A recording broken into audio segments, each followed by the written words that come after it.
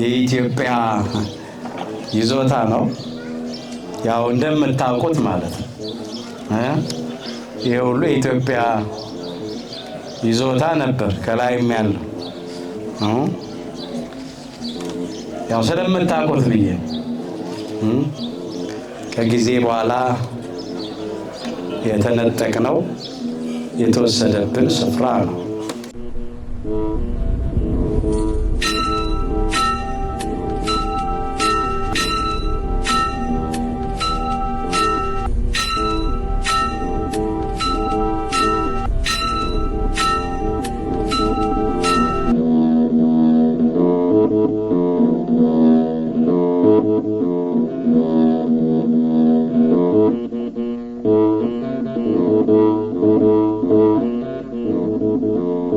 ኛው ምዕራፍ እሱም የኢትዮጵያ ይዞታ ነው።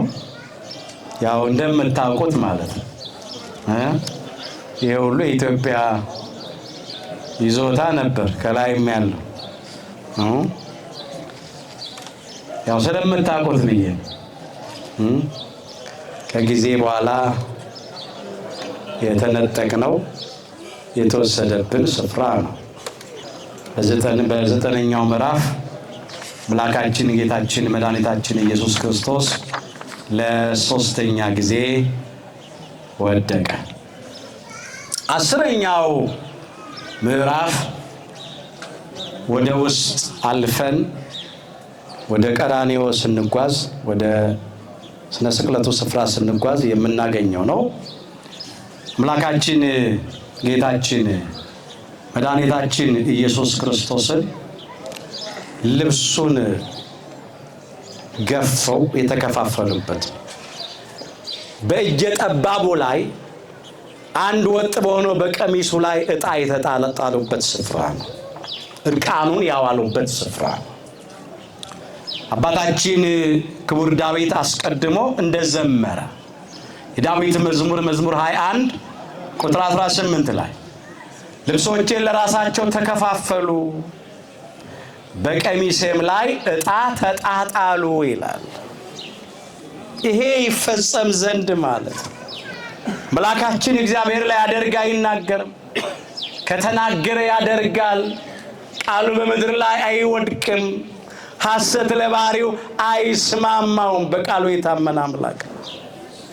የሮም ወታደሮች ልብሱን ገፈፉ፣ በቀሚሱም ላይ ዕጣ ተጣጣሉ። ወንጌላውያኑ ይህንን ጽፈውታል። ጥቂት ነገር እንመልከት። የዮሐንስ ወንጌል ምዕራፍ 19 ከቁጥር 23 ጀምሮ የተመዘገበውን እንመልከት። ጭፍሮችም ኢየሱስን በሰቀሉት ጊዜ ልብሶቹን ወሰዱ ይላል። ለእያንዳንዱ ጭፍራ እንደ ክፍል ሆኖ አካፈሉት ይላል። ልብሱን እየቀዳደዱ ነው የተከፋፈሉት። በአራት ከፋፈሉት ይላል።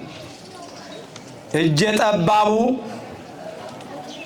አንድ ወጥ ስለነበረች እሷን ግን በዕጣ ተጣጣሉ ነው የሚለው። ዕጣ ብለው ዕጣ ለወጣለት ያንን እንደሰጡት ተመዝግቧል። ይህ 10ኛው ምዕራፍ ነው። ጸጋውን ሊያለብሰን እርቃኑን ዋለ። አዳምና እኛ ልጆቹ ጸጋችን ተገፎ ነበረ፣ ተራቁተን ነበረና ጸጋውን መልሶ ሊያለብሰን ስለፈለገ ስለኛ ተራቆተልን። ልብሱን ተገፎ ቀሚሱንም አውልቀውበት እርቃኑን አውለውት እሱ ተራቁቶኛል ጸጋውን አልብሶን። ይህ 10ኛው ምዕራፍ ነው። ወደ 11ኛው ምዕራፍ እንለፍ። 11ኛው ምዕራፍ መሬት ላይ መስቀሉን አድርገው እጆቹንና እግሮቹን በችንካር የቸነከሩበት ስፍራ ነው። አባታችን ክቡር ዳዊት አስቀድሞ እንደዘመረ እጆቼና እግሮቼን ቸነከሩኝ ብሎ ነበረ። የዳዊት መዝሙር 21 ቁጥር 16 ላይ አስተውሉ ወገኖቼ። ከችንካር ሊያላቅቀን ተቸነከረ። ተቸንክሮ ነው ከችንካር ያላቀቅ። ይሄ